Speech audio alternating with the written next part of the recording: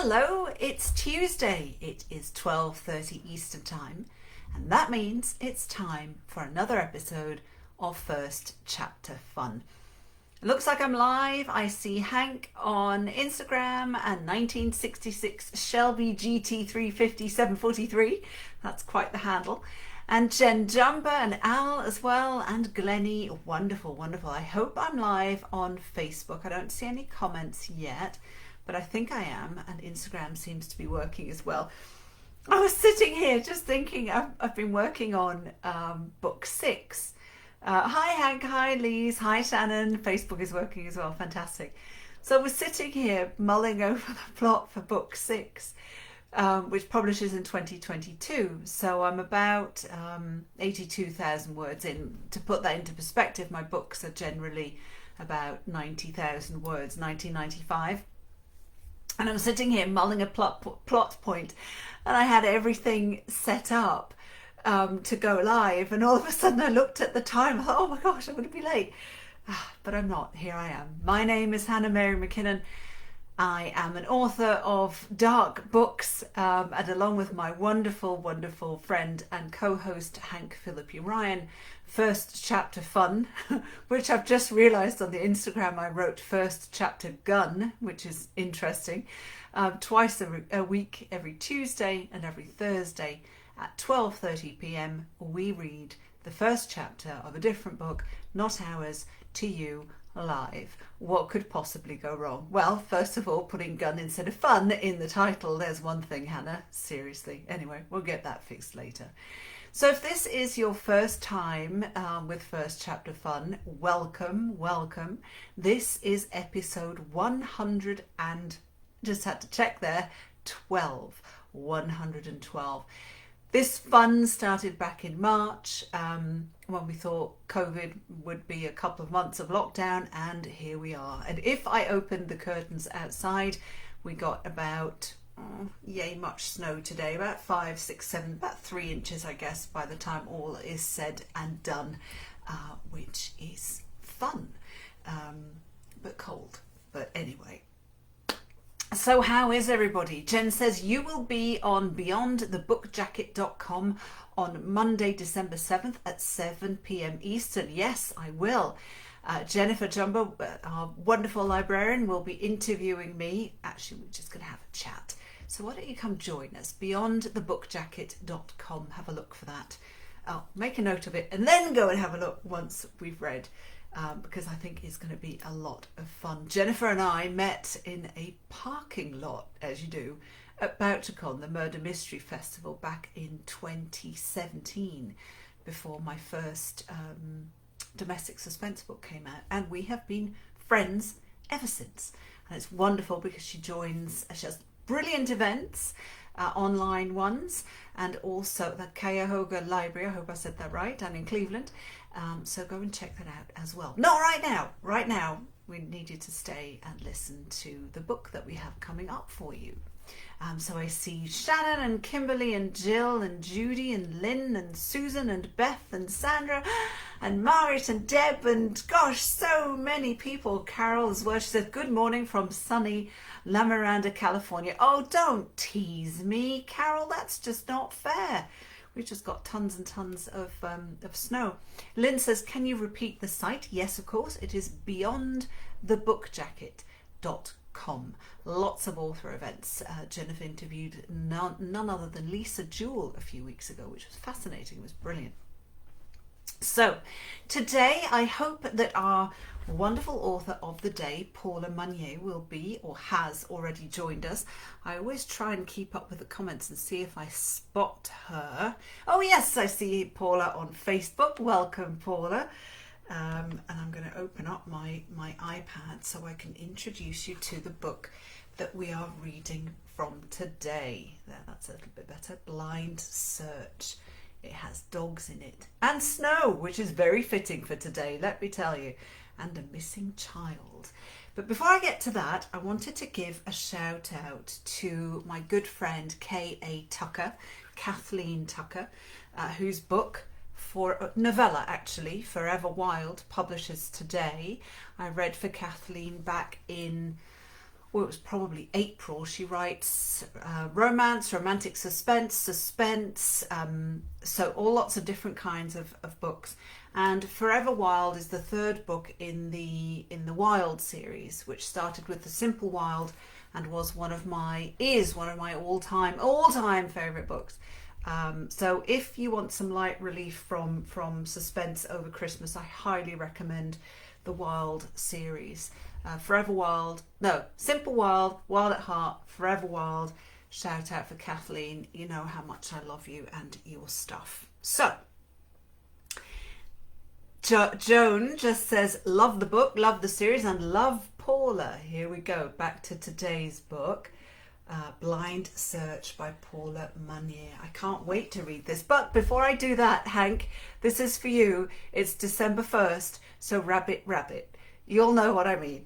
We had a big chat about saying rabbit, rabbit for good luck a few weeks ago on First Chapter Fun. Where did it come from? What is the tradition?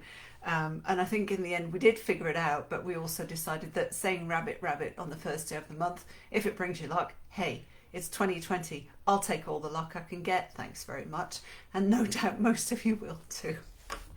So how is everyone? Let's get back to that question. We have Linda in Hingham who says hello on Instagram. Sally has joined. It's so lovely to see so many of you here every week, and the numbers are ever increasing, and it seems that Hank and I are well, we're hopeful that we're keeping you entertained, that twice a week at 12:30 p.m. Eastern, you know that this is a place you can come and just relax and listen to a new book and discover a new book, a new to you author. And that's really what First Chapter Fun is all about. We also, if you haven't seen them, perhaps you have, but we also always post little fun, let me get this right, fast 5 fun fact videos, or fast 5 fun fact videos that the authors do for us. We post those on Instagram, First Chapter Fun, and Facebook, First Chapter Fun every week. Fun facts about the book. On Mondays or Sundays, fun facts about the authors we've featured. Stuff that you wouldn't necessarily know. We always ask them to give us the skinny on stuff, so we have some fun things to bring for you. So keep checking out the First Chapter Fun group on Facebook, and of course our account on Instagram. And we're just going to keep bringing you great books, because we're never going to run out of those, that's for sure. So today, Amy says it makes for a great lunch break twice a week. That's what we like to hear. That's wonderful. Okay, so Blind Search by Paula Munier. That is today's book. So let me put my glasses on, she said, wondering where they are. Here they are. And let me introduce you to Paula, and don't let me forget after I've done that to mention that there's a giveaway for the book. But first, let me introduce you to Paula. Paula Munier is the USA Today best-selling author of the Mercy Carr mysteries. A Borrowing of Bones, the first in the series, was nominated for the Mary Higgins Clark Award and named the Dogwise Book of the Year. Blind Search, the one I'm reading from today, was inspired by the real-life rescue of a little boy with autism who got lost in the woods. The Hiding Place debuts in February 2021. Paula credits the hero dogs of Mission Canine Rescue, her own rescue dogs, and a deep love of New England as her series' major influences. Paula has also written 3 popular books on writing: Plot Perfect, The Writer's Guide to Beginnings, and Writing with Quiet Hands, as well as Fixing FREDDIE and Happier Every Day. And you will find Laura's website is paulamunier.com. On Facebook, she is author Paula Munier, and on Instagram and Twitter, Paula S. Munier. Munier is M-U-N-I-E-R.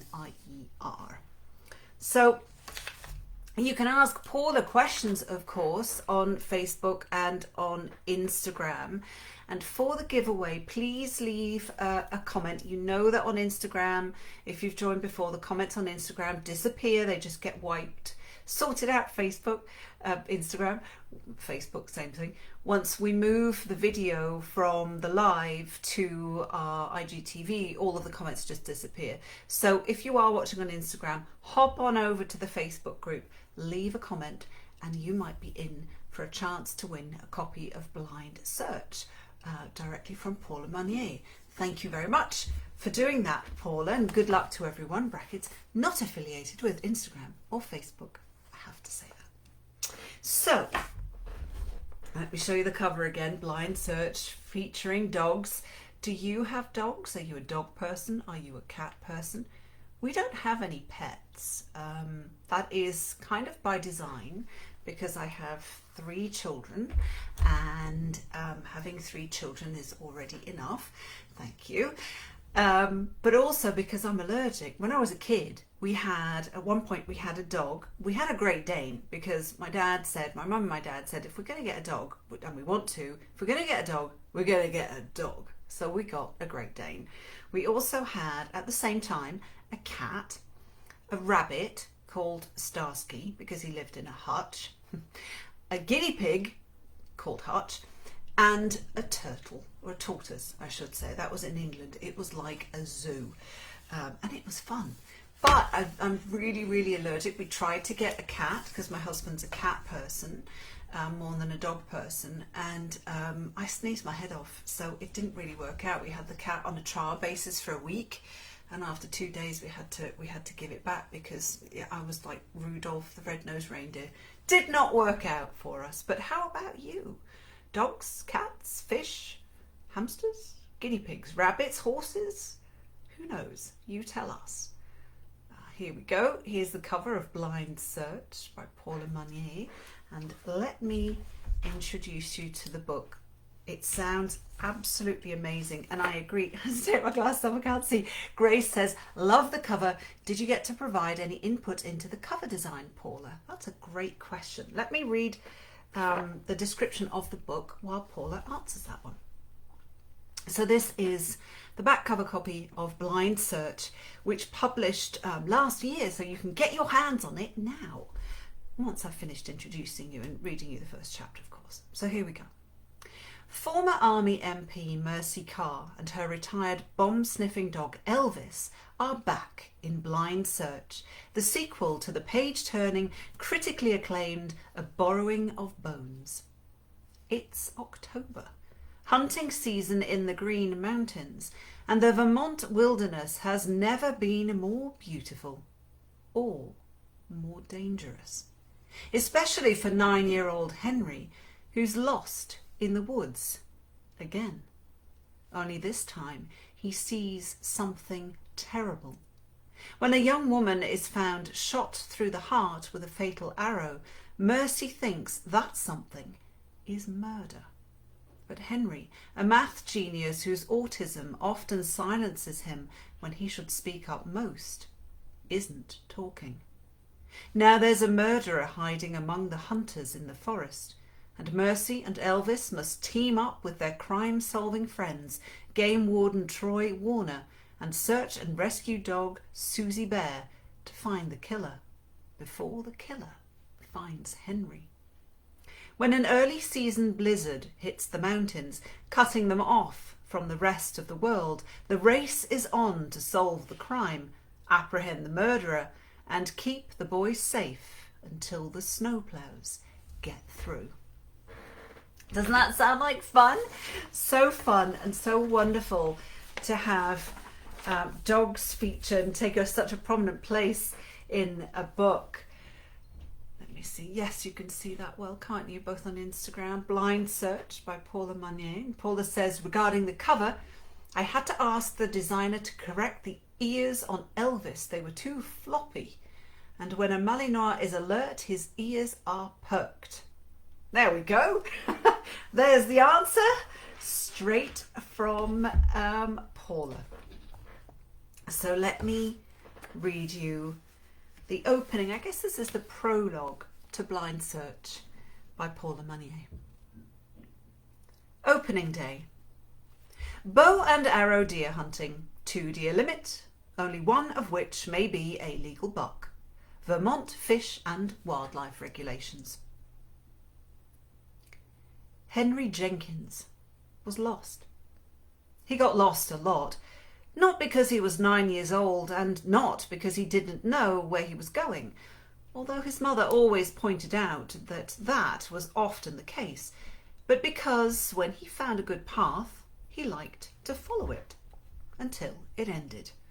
But sometimes it ended far away from 521 West 23rd Street, apartment 3C, New York, 10011.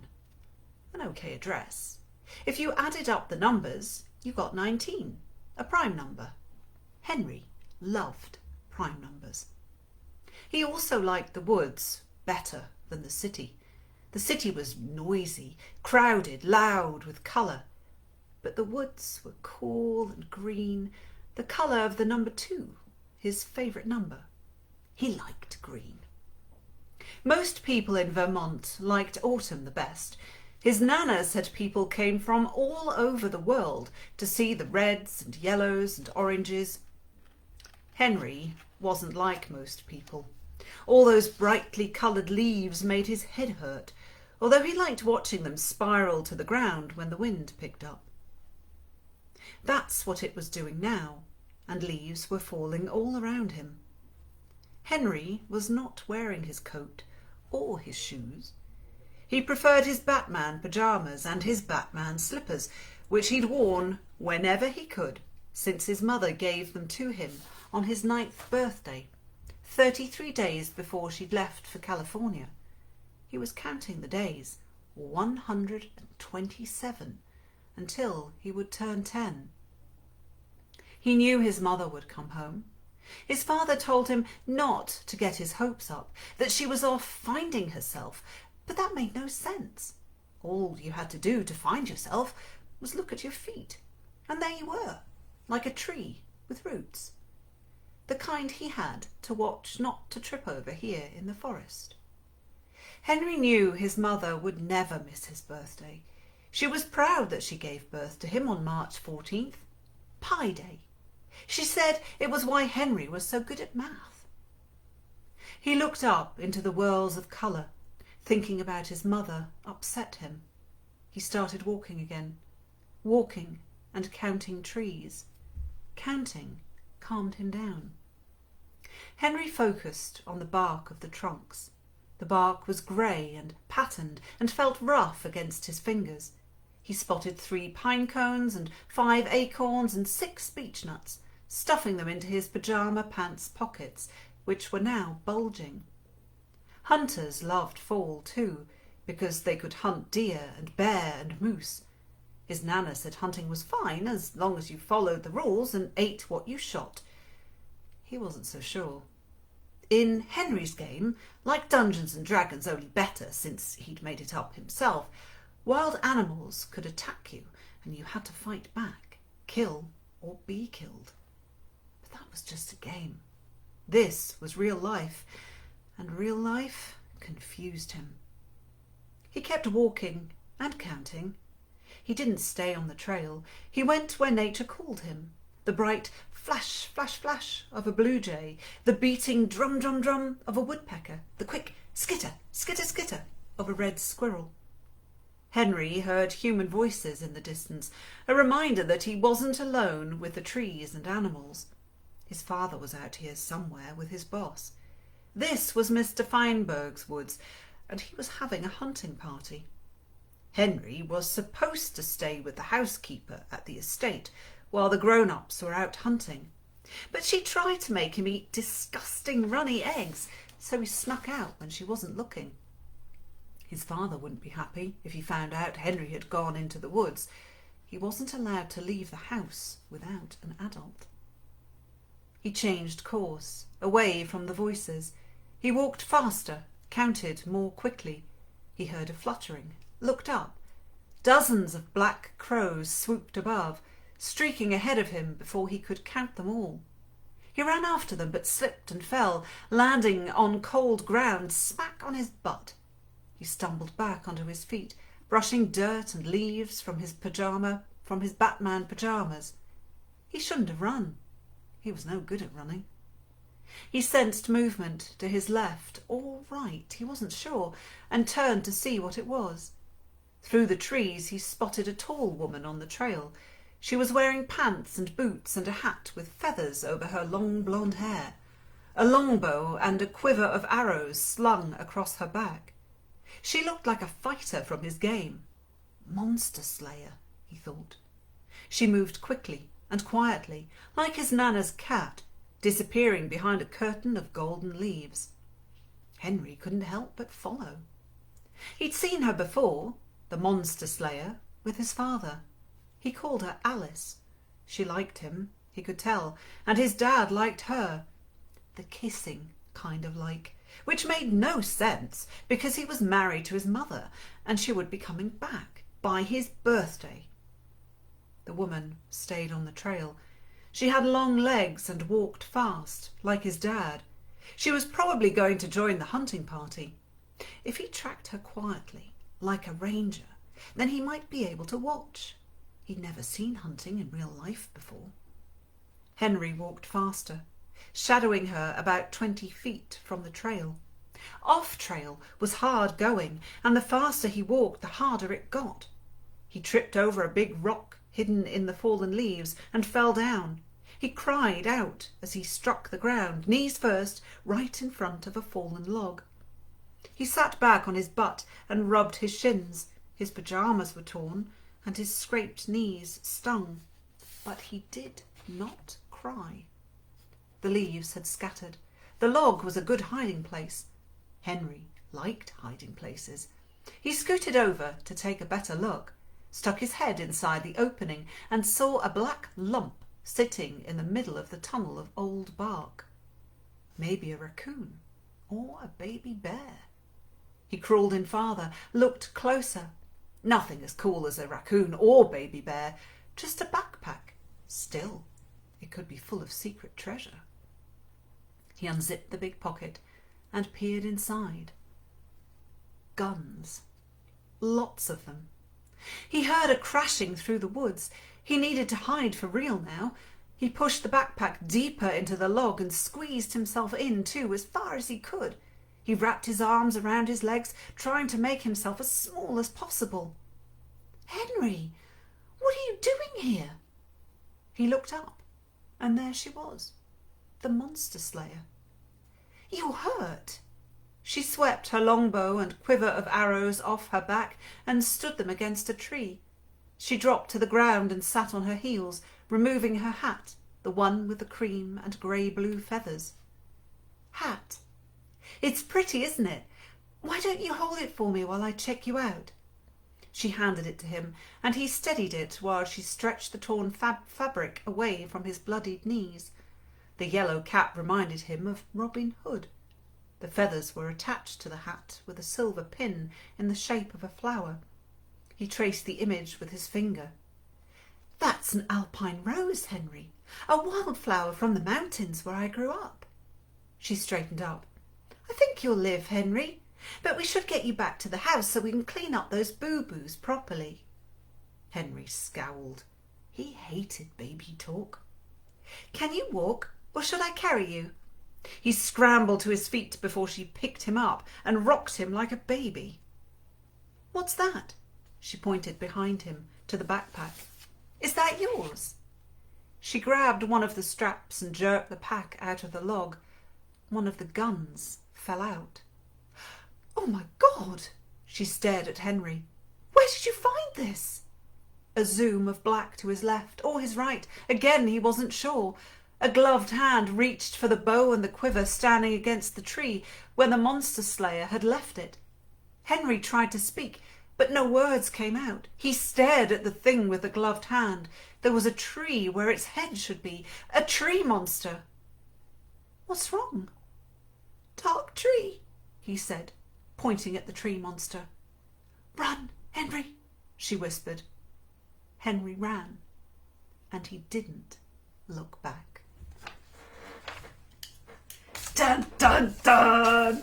When I was reading it and I heard about the bear, I thought, oh no, there's a bear! Oh God! I have a fear of bears and sharks. Anyway, Wasn't that amazing? That was the opening of Blind Search by Paula Munier. So what is going to happen to poor Henry? What is this tree monster, or who should I say, and what is going to happen next? Well, you don't have to wait to find out, because this book is out now, and of course it's the sequel. Question for you, Paula: do they need to be read in order?